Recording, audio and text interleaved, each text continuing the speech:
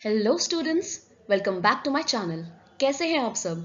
मैं उम्मीद करती हूँ आप सब बहुत अच्छे होंगे और अपने एग्जाम्स की प्रिपरेशन बहुत अच्छे से कर रहे होंगे और आप लोगों ने मेरा चैनल सब्सक्राइब कर लिया होगा। और अगर नहीं किया है तो just go and hit that subscribe button and let's get started. तो आज की हमारी जो वीडियो है वो है पार्ट 3 एंड फाइनल पार्ट, जो हमारी इससे पहले की जो 2 वीडियो थी उसका कंटिन्यूएशन है।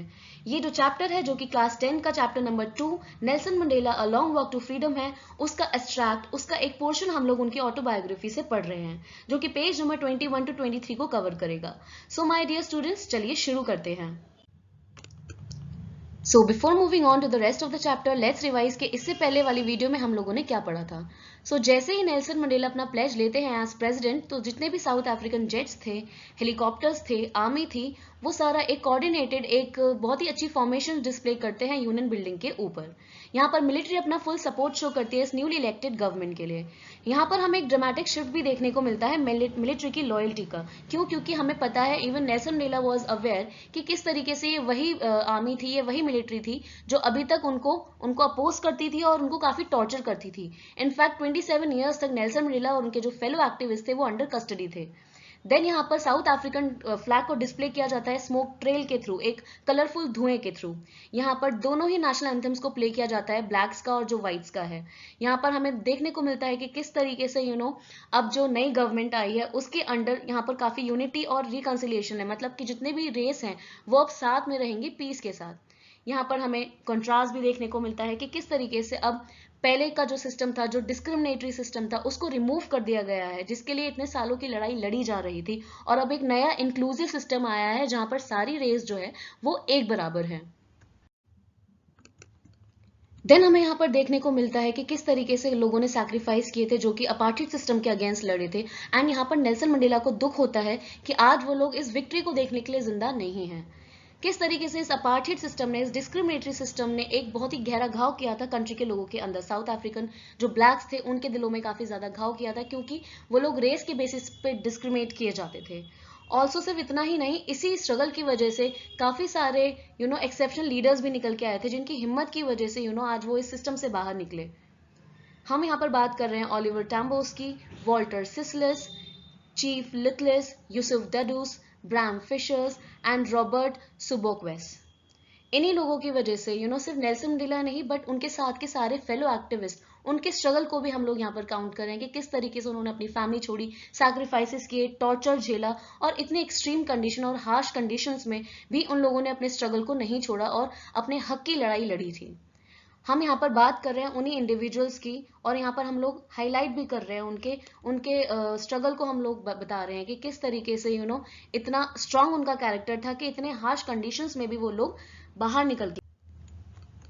देन यहाँ पर जो ऑथर है वो एम्फोसाइज करते हैं कि साउथ अफ्रीका, भले ही यहाँ पर काफी सारे रिच नेचुरल रिसोर्सेज होंगे, लेकिन एक कंट्री की जो सबसे बड़ी वेल्थ होती है वो उसके लोग होते हैं, उनका कैरेक्टर होता है और उनकी हिम्मत होती है, जो कि अच्छे से अच्छे डायमंड को भी सरपास कर जाती है। यहाँ पर ऑथर याद करते हैं कि असली हिम्मत वो नहीं होती है जहाँ पे आपको डर नहीं लगता, बट जहाँ पर आप उसको ओवरकम करते हैं, उससे निकलते हैं। यहाँ पर हिम्मत वो होती है जहाँ पर आप उस चीज को झेलते हैं और अपनी हिम्मत शोकेस करते हैं, चाहे कितना भी डर लग रहा हो। सो माय डियर स्टूडेंट्स, हमने अपनी पिछली वीडियो का रिवीजन अच्छे से कर लिया है और अब हम लोग स्टार्ट करेंगे अपना final part, that is from page number 21 to page number 23। So let's get started. तो यहाँ पर नेल्सन मंडेला ये बोलते हैं कि no one is born hating anyone. कोई भी पहले से ही तो किसी को नफरत करके पैदा नहीं होता है, चाहे उसका कोई भी स्किन कलर हो, चाहे उसका कोई भी बैकग्राउंड हो, या फिर उसका रिलीजन हो। बिकॉज देयर रेस, बैकग्राउंड और रिलीजन, ये चीज तो बात की बात होती है। Hatred is something that people learn. नफरत एक ऐसी फीलिंग है, या तो उनके एक्सपीरियंसेस की वजह से वो आई है, या फिर उन्होंने किसी से सुना है।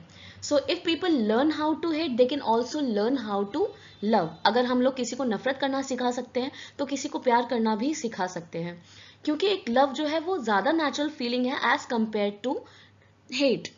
Even in the grimmest times in prison. अब यहाँ पर नेल्सन मंडेला बोलते हैं जब वो प्रिजन में थे, जेल के अंदर थे, और जब उनका बहुत ही ज्यादा लो टाइम चल रहा था, हार्ड टाइम चल रहा था, और वो अपने कॉमरेड्स के साथ थे, तो किस तरीके से उनके साथ इतना टॉर्चर हुआ था कि उनकी सारी लिमिट्स क्रॉस हो चुकी थी, कि उससे ज्यादा वो बर्दाश्त नहीं कर पा रहे थे। लेकिन उस सिचुएशन में भी, उस टॉर्चर में भी नेल्सन मंडेला बोलते हैं कि किस तरीके से उनको ह्यूमैनिटी दिखी थी एक गार्ड के अंदर।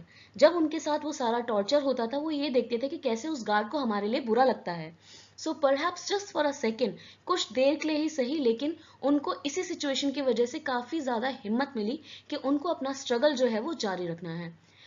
And he also says कि man's goodness is a flame that can be hidden but never extinguished। वो यहाँ पर बोलते हैं कि इंसान की जो अच्छाई है एक चिंगारी की तरह होती है, जो शायद छिप सकती है, वो कभी बुझ नहीं सकती।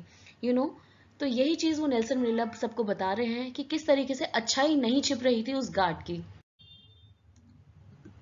देन नेल्सन मंडेला बोलते हैं कि every man has twin obligation, हर एक आदमी की दो जिम्मेदारियां होती हैं, एक तो उनकी family, friends, parents, wife and children के लिए, और दूसरी उनके लोगों के लिए, उनकी कम्युनिटी के लिए और उनकी कंट्री के लिए।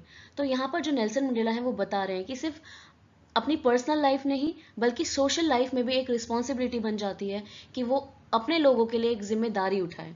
इन a civil and human society, किस तरीके से अगर हम एक सोसाइटी में रहते हैं, वहां पर each man is able to fulfil those obligations. तो अगर हमें किसी सोसाइटी में अच्छे से रहना है, अच्छे ढंग से रहना है, तो हमें ये जिम्मेदारियां निभाना बहुत इंपॉर्टेंट हो जाता है, क्योंकि ये हमें करना इंपॉर्टेंट है। इसके बिना हम लोग सोसाइटी में सर्वाइव नहीं कर सकते। बट अब वो यहाँ पे क्या बोलते हैं, but in a country like South Africa, लेकिन साउथ अफ्रीका जैसी कंट्री में ये बहुत ही ज्यादा इम्पॉसिबल हो जाता है for a man of my birth.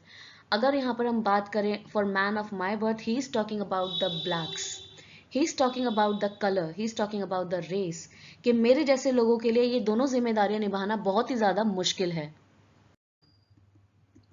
Then he says कि इन साउथ अफ्रीका, यहाँ पे बात कर रहे हैं साउथ अफ्रीका की, अ man of colour, man of color who, we are talking about the black people, a man of color who attempted to live as a human being was punished and isolated। यहाँ पर हम बात कर रहे हैं black लोगों की, वो किस तरीके से नॉर्मल रहना चाहते थे अपनी कंट्री के अंदर, लेकिन इन लोगों के साथ क्या होता था, इनको पनिश किया जाता था, इनको सेपरेट कर दिया जाता था और अकेला छोड़ दिया जाता था।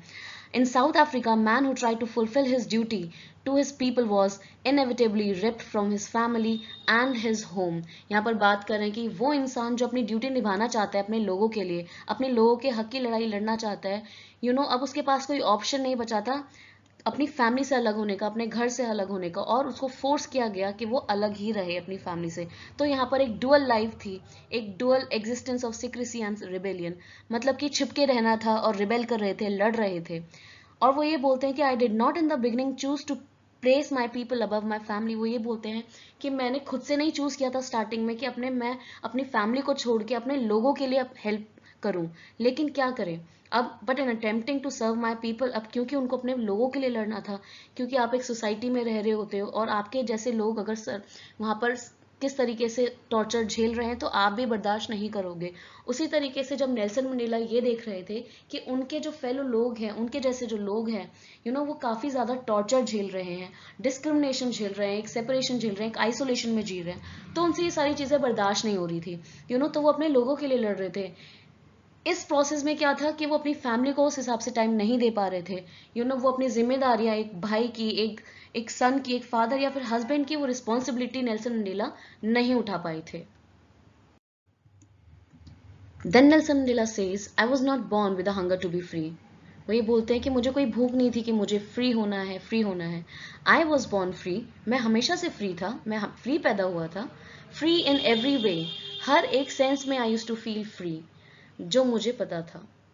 He feels I was free to run in the fields, free to swim, free to roast millies and ride the broad backs of slow moving bulls। वो ये बोलते हैं कि मुझे इधर उधर भागना फ्री फील करवाता था, मम्मी का जहां पर भी हट है। I used to run freely, मैं फ्रीली स्विम करता था, जो भी क्लियर स्ट्रीम होती थी मैं वहां पर आराम से स्विम करता था। मैं आराम से I use to cook corns. वही बोलते हैं मैं आराम से अंडर द स्टार्स बैठकर कॉर्न्स को कुक करता था। And I was able to ride the broad backs of the slow moving bulls. तो वो हमेशा हमेशा से ही फ्री फील करते थे। और वो ये भी बोलते हैं I always obeyed my father, हमेशा अपने पापा की बात मैंने मानी है। I have abided by the rules, जो भी रूल्स एंड रेगुलेशंस बने थे, जो भी ट्रेडिशंस बने थे मेरे ट्राइब के, मेरे एंसेस्टर्स ने जो भी बनाए थे, तो मैंने हमेशा उनको फॉलो किया है। और मुझे कभी कोई परेशानी नहीं हुई उन लॉज को फॉलो करने में, चाहे वो किसी इंसान ने बनाए या फिर if God made them. Then Nelson Mandela says it was only when I began to learn that my boyhood freedom was an illusion. वो ये बोलते हैं कि जो मुझे मेरे चाइल्डहुड में जो फ्रीडम मिली थी वो एक डिसेप्शन था, वो एक भ्रम था. When I discovered as a young man that my freedom had already been taken away from me. वो ये बोलते हैं जब मैं बड़ा हुआ तब मुझे पता चला कि मेरी आज़ादी तो मुझसे पहले ही ले जा चुकी है. That I began to hunger for it, कि अब मुझे उसकी भूख है.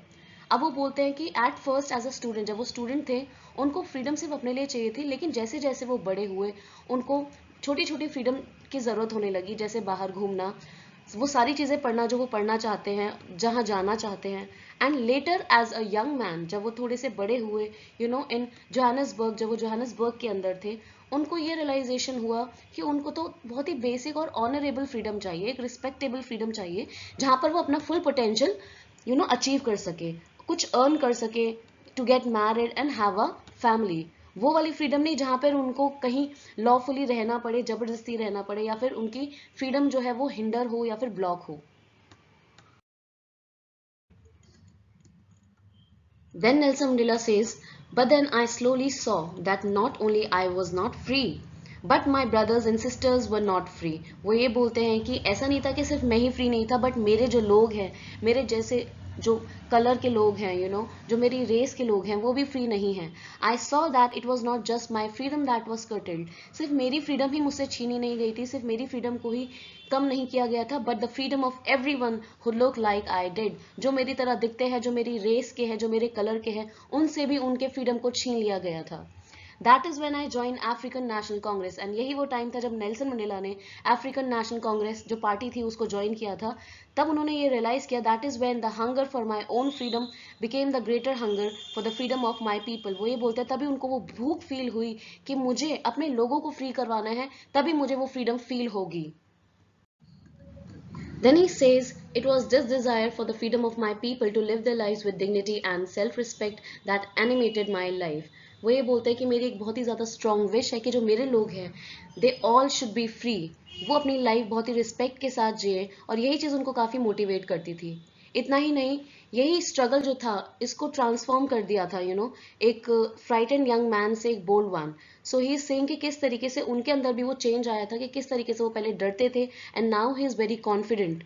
किस तरीके से एक लॉ अबाइडिंग जो लॉयर है वो उन सारे लॉज को ब्रेक कर रहा है, और एक फैमिली लविंग हस्बैंड जो था उसने अपना घर छोड़ दिया है. क्यों? क्योंकि उसको फोर्स किया गया to live like a monk, एक साधु की तरह जीने के लिए. I am no longer and no more virtuous और सेल्फ सैक्रिफाइसिंग. वो ये बोलते हैं कि अब मैं पहले की तरह बहुत ज़्यादा नोबल नहीं रहा हूँ या फिर सेल्फ सैक्रिफाइसिंग नहीं करता, but I found that I could not even enjoy the poor और लिमिटेड फ्रीडम. वो ये बोलते हैं मैं पहले की तरह छोटी छोटी फ्रीडम को एंजॉय नहीं कर रहा हूँ, क्योंकि उनको ये पता था कि जो उनके लोग हैं वो अभी तक फ्री नहीं है. He feels freedom is indivisible. Freedom जो है वो इंटरकनेक्टेड होती है और फ्रैगमेंटेड नहीं होती है. आप फ्रीडम तब फील करते हो जब आपके लोग फ्री होते हैं, जब आप सोसाइटी में फ्री फील करते हो, so any one of my people were the change on all of them. वो ये बोलते हैं कि अगर मेरे लोगों के ऊपर चेंज है तो मैं भी वो फील करूंगा. देन नेल्सन मंडेला बोलते हैं कि I knew that the oppressor must be liberated. Oppressor कौन होता है? जो किसी को हार्म पहुंचाता है, किसी को नीचा दिखाता है और किसी को टॉर्चर करता है, तो उसको भी फ्री कर देना चाहिए, वैसे ही जैसे एक ऑप्रेस्ड को. अब ऑप्रेस्ड कौन होता है? वो जो सारा टॉर्चर झेलता है. A man who takes away another man's freedom is a prisoner of hatred. यहाँ पर नेल्सन मंडेला बोलते हैं वो इंसान जो दूसरे इंसान की फ्रीडम को छीनता है ना, वो ऑलरेडी ही एक प्रिजनर है अपनी खुद की ही नफरत का.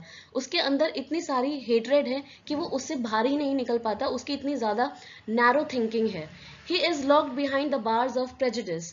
उसके अंदर इतना ज्यादा दुश्मनी है, इतना ज्यादा उसको बदले लेने की भावना है कि वो उसके आगे बढ़ ही नहीं पाता. आई am not truly free if I am taking away someone else's freedom. यहाँ पर नेल्सन मंडेला खुद बोलते हैं कि मैं खुद भी फ्री नहीं फील करूंगा अगर मैं किसी और की फ्रीडम को छीनूंगा. Just as surely I am not free when my freedom is taken away from me. तो यहाँ पर वो ये बोलते हैं उसी तरीके से जैसे कि मुझसे किसी ने फ्रीडम छीन ली हो. The oppressor and the oppressed, यहाँ पर the oppressed and the oppressor जो है वो दोनों एक जैसे हैं. क्यों? क्योंकि उन दोनों से ही उनकी इंसानियत को छीन लिया गया है. ऑप्रेस जो है वो ऑलरेडी सारा टॉर्चर झेल रहा है, और यहाँ पर जो ऑप्रेसर है वो खुद ही चेंड है अपने खुद के नेगेटिव थॉट्स की वजह से, अपनी खुद की नैरो माइंडेड की वजह से, और वो अपने उस हेट्रेड से बाहर नहीं निकल सकता. तो माय डियर स्टूडेंट्स, यहीं पर हमारा ये जो चैप्टर है वो फाइनली एंड करता है। आई होप आपको ये चैप्टर लाइन बाय लाइन समझ में आएगा। और आपको ये वीडियो कैसी लगी है, do comment, like and share. और